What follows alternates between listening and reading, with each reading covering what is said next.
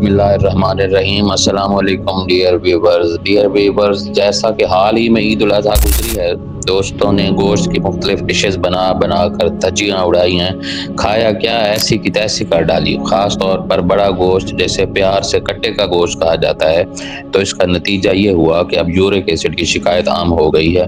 Viewers, York acid کی وجوہات میں شامل ہیں بیف یعنی کٹے کا گوشت یا بچھڑے کا گوشت، کلیجی، سمندری مچھلی اور الکوہل، کیونکہ ان اشیاء کی زیادہ مقدار استعمال کر لینے سے جسم میں ایک کیمیکل جسے پیورین کہتے ہیں اس کی زیادتی ہو جاتی ہے، اور پیورین کی زیادتی کی وجہ سے اور پھر پانی بھی اگر نارمل حد سے کم پیا جائے تو یورک ایسڈ گردوں میں ذخیرہ ہو جاتا ہے اور یوریٹرز اسے باڈی سے باہر ریموو کرنے میں ناکام ہو جاتے ہیں۔ ویور، جب آپ کو یہ تمام اشیاء جیسے بڑا گوشت، کلیجی، سمندری مچھلی اور الکوہل کے بے جا استعمال کے بعد یہ علامات ظاہر ہوں تو آپ سمجھ جائیں کہ یورک ایسڈ کا حملہ ہو چکا ہے۔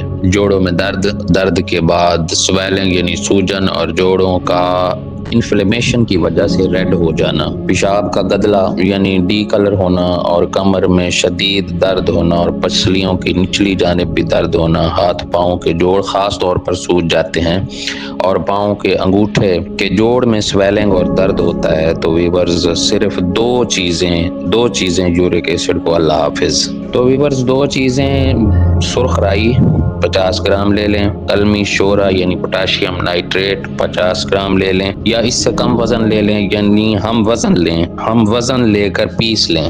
پیسنے کے بعد 250 ملی گرام کے کیپسول بھر لیں، خالی کیپسول بازار سے مل جاتے ہیں اور وہ بھر لیں، اور ایک کیپسول صبح اور ایک شام پانی کے ساتھ استعمال کریں کھانے کے بعد، تو انشاءاللہ یورک ایسڈ جڑ سے ختم ہو جائے گا۔ اور جب بھی آپ کو یہ شکایت ہو تو آپ یہ کیپسول 3 سے 4 دن استعمال کر لیں، اس کے بعد یورک ایسڈ کا مکمل خاتمہ ہوگا انشاءاللہ۔ تو ویورز، آنے والی ویڈیوز میں ہم آپ کو مزید اس طرح کے ہربل فارمولاز جو کہ آسان اور مجرب ہیں، آزمائے ہوئے ہیں، ہم آپ کو ان سے آگاہ کرتے رہیں گے۔